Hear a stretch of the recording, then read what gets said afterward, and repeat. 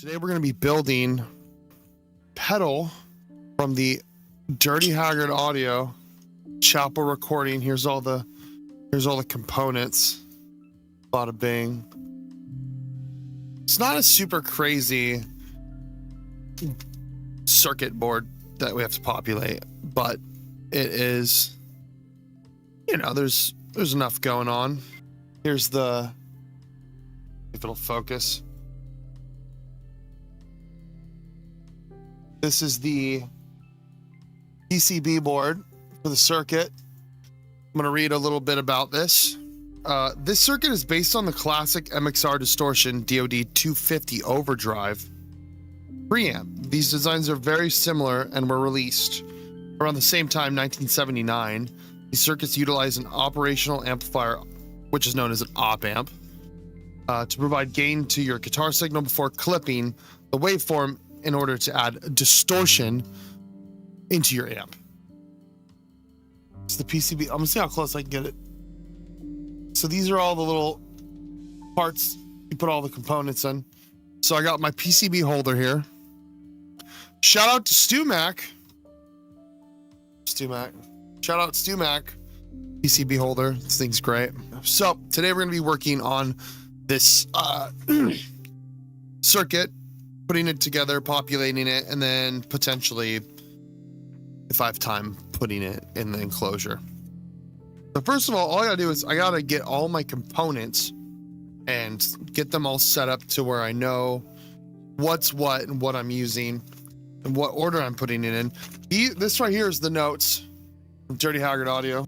These instructions from the pedal building class, which is done here in Portland, Oregon. Yeah, there's a pedal building class that Dirty Haggard Audio, I got the little right here, Dirty Haggard Audio chapel recording logo. This is a class that I help with where we basically get up to 12 people. There's about 12 people who come to class max, and then they all put together their own pedal. Last time it was a fuzz circuit. This time it is the DoD preamp, kind of MXR, same circuit, whatever. Yeah, there's all the instructions. This is what you get basically when you do the Dirty Haggard Audio chapel recordings pedal building class. You get your own little station, get your own station set up. Soldering today, I got right here. If you see right here, this is my solder station. This is a Marisay. I don't know. It's an Amazon $40 like solder station. So this goes through basically explaining what all, it's basically is going through what all the parts in the circuit, capacitors, type of capacitors, resistors. It kind of gives you a quick explanation if you don't understand. It is complicated, but like as far as building the pedal, it's not that complicated, and it is easy enough to be shown how to put it together. You know, you don't have to know how to like build the PCB and everything, you know. One of the first steps is basically probably putting the faceplate on. It's got a 3M sticky faceplate. So I'm gonna get through to the instructions that I need to build it. Some of the tools. This is what we call a solder sucker. What you do is when you have an issue where you soldered and it like doesn't work, or like you didn't solder it right, or there's too much, you push this button down, you click it, and it sucks up all the solder. So it's basically for cleaning up if you put too much over, or you're touching another little spot where it needs to go in. You can suck it up. I got a handful of just utensils for, you know, moving around and scraping, and you know, such as hooks for threading some like threading certain things, or threading cable. This is just like little brushes for scraping some solder off. Another shout out to the StuMac for these utensils. StuMac is a great site.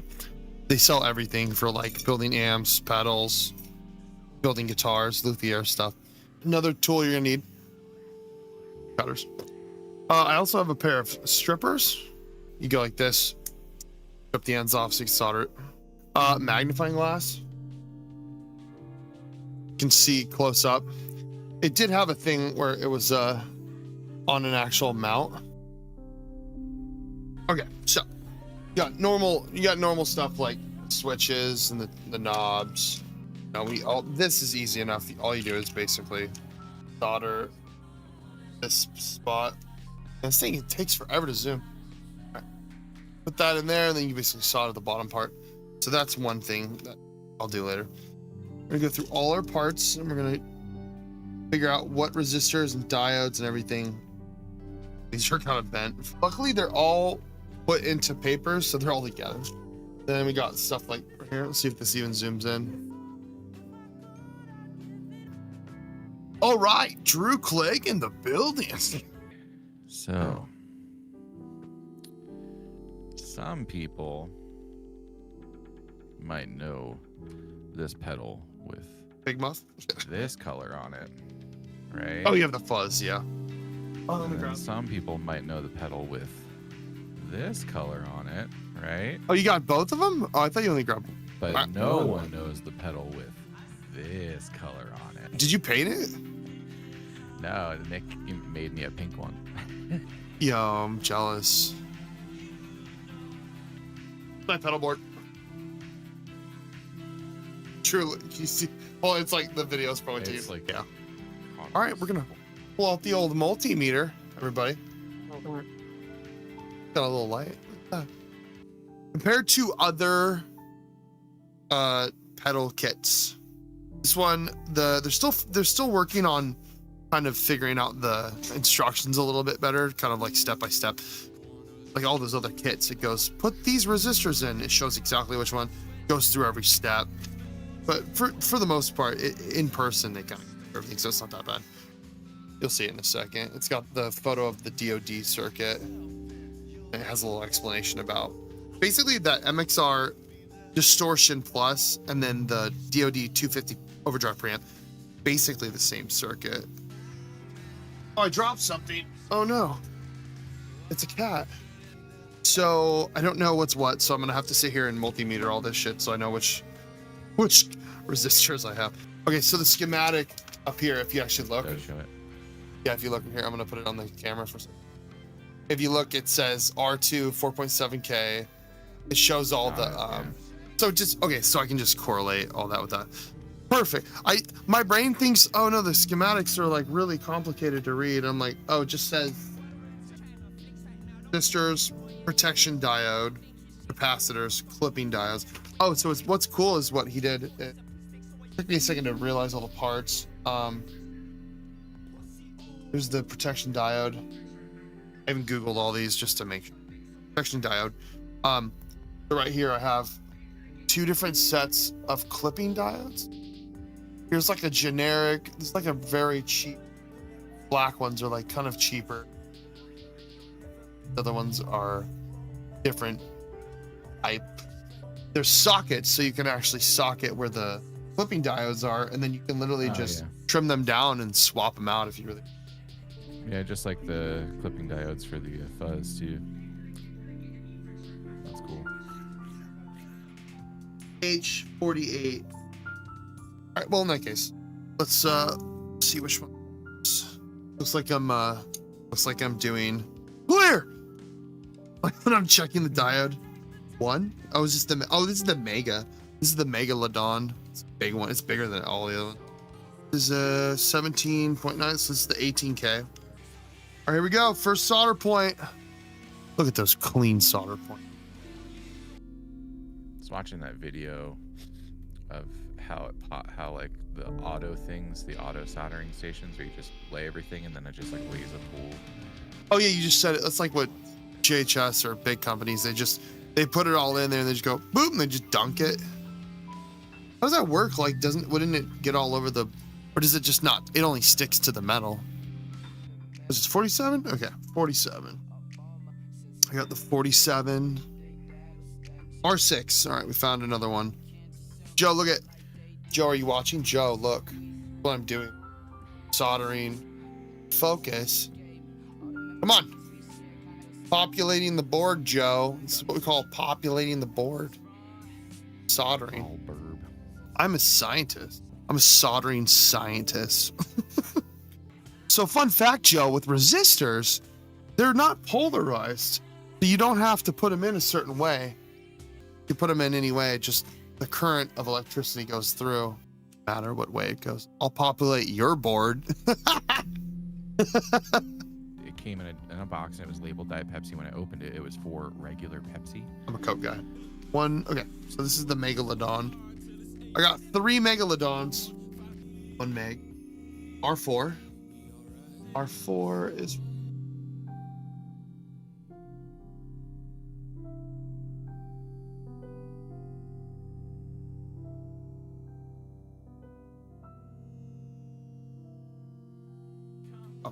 All right, so it's capacitor time. I like this setup. All right, it's time to get the caps, baby. Got 1, 2.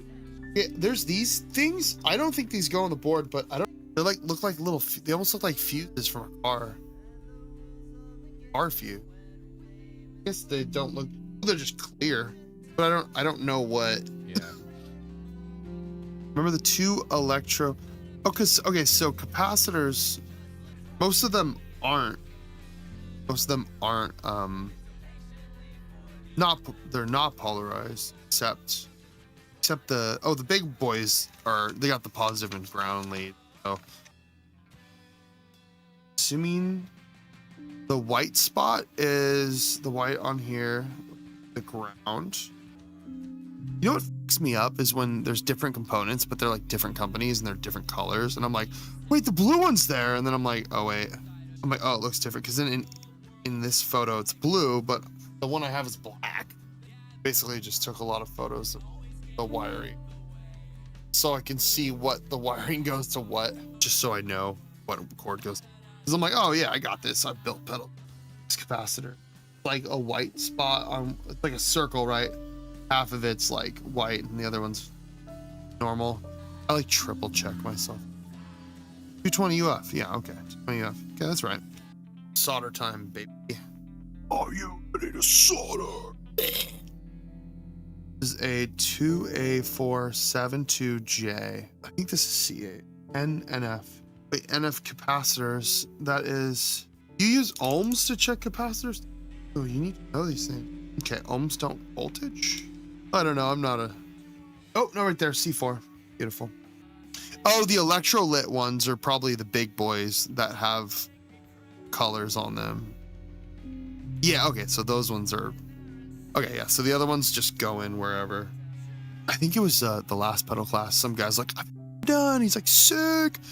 Went in, and then he like put a pedal in, it didn't work. And I was like, oh, you pulled the drum. I think last time when you went, you were like, I'm done, and you ran in, it didn't work. Twice. And then I went in, and I'm like, hell yeah, mine works. Yeah, reverse the thing. Like I did it twice. Like every time I reversed where the tip and sleeve should be soldered on the input or output or something. Well, also I think it was the same one as these. These ones all fucking like look at. Like Nick was just like, oh, when I was building the fuzz pedal back in the day, I'm like, I don't know which one to put. He's like, oh, I just know which one goes where. I'm like, you just know which one's which. Like they all look. These ones are flat, and then these ones have holes in them. But it's like one of those things where he said he's like, oh, I just do this all the time. He already knows, but he doesn't realize that some of us are like, we're all dummies. We don't really understand. They're not. Okay. Yeah. On the thing, I'm just like learning what's schematic. On the thing, it shows a little like line in between where the line or like the thin line for like where the circuit goes. There's these 2 thick bold lines. And my brain went, oh yeah, that's polarized. The ones that are just black and black are just there. So anyways, thanks for hanging out. Thanks everybody for watching. All right, guys. So basically on the stream, which I did last night, I basically didn't finish the pedal, but I basically want to show you pedal here. Basically finished soldering it. I was almost done. I just had to finish putting all the jacks and everything. Did the instructions, followed through, finished populating the board, putting the jacks in, soldering. I had some issues with the wiring because there's an output jack that has only like a 2-prong, but these are both jacks that I don't know if they're just both input jacks, but they're both jacks that are the same, and I had it the wrong way, so I had to unsolder something and move it around. So in doing some of the pedal building class, like doing some of the building, you end up making some mistakes. During the class, Nick and Brian and me, if I'm there, will help you kind of figure out what goes where. Sometimes it's not super noticeable, but basically all you gotta do is finish closing this up and then put knobs on it. I got a couple different from. Basically successful, didn't fry the pedal, so did a good job. And yeah, make sure to sign up for the classes.